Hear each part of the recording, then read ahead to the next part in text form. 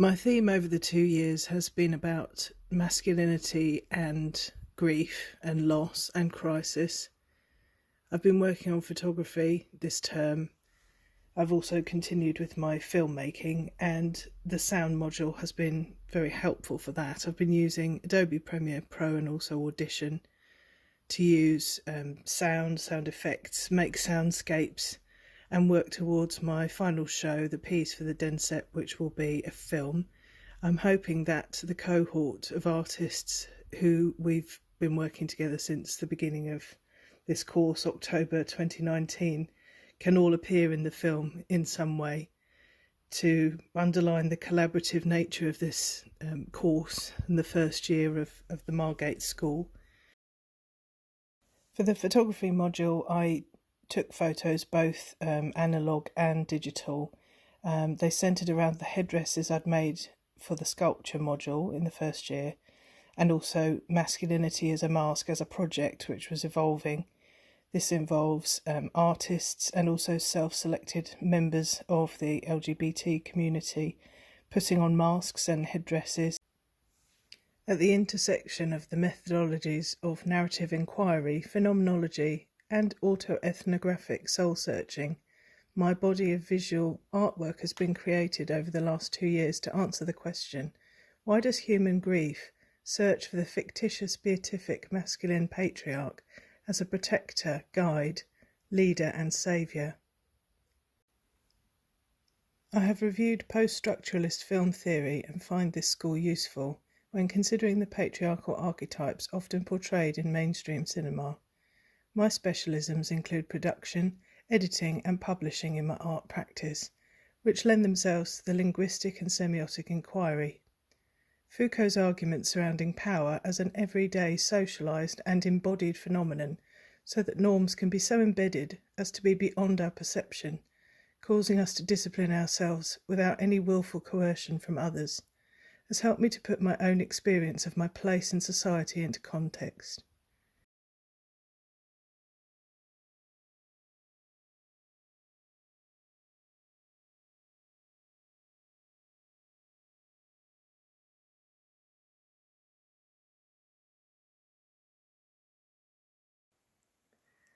As a woman, I think I look at my face every day.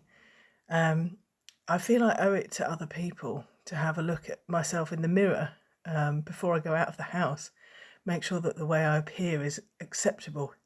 When I put on this mask, which sort of represents masculinity to me, it's amazing the things that normally matter as a woman that suddenly don't.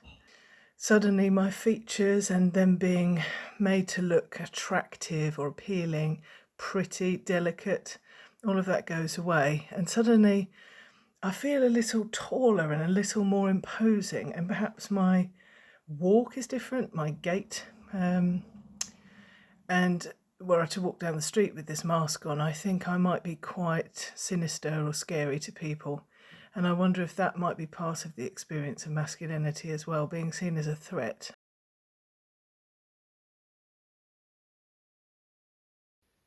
Using narrative inquiry and autoethnography to build to a fairy tale style film to chart my family's progress and tell our story, I used themes of a haunted house and the rich sound of a woman screaming.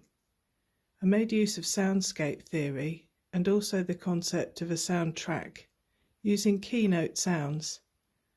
I came up with the concept of the light switch clicking on and off to sound a bit like lives beginning and ending, and match these with archival and found footage and photography.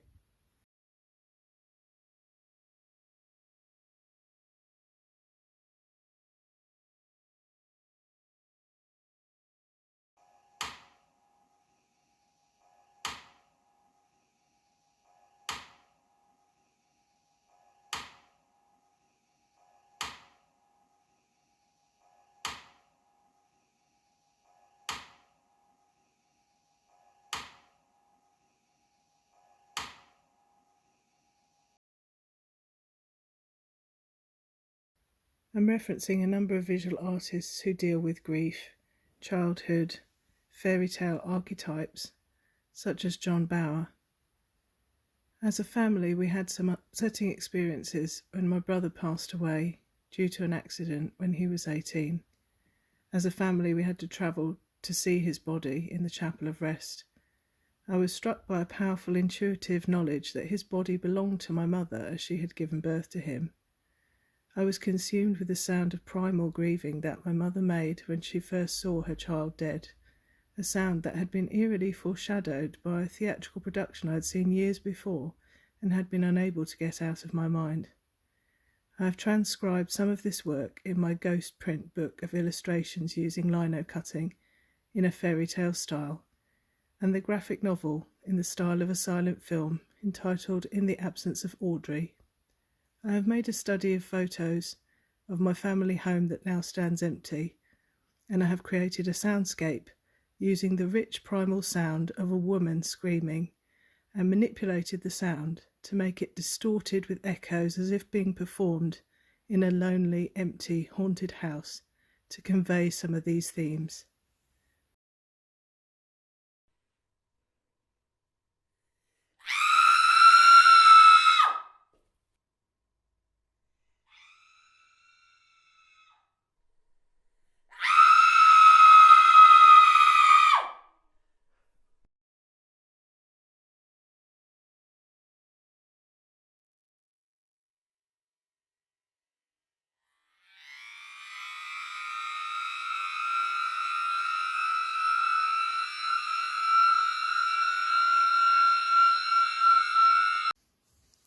The process of developing analogue photos in a dark room and also exposing cyanotypes to the light, including moonlight, has been a painterly experience, I would say, and gathering sounds from the outside world before manipulating them through a digital art program.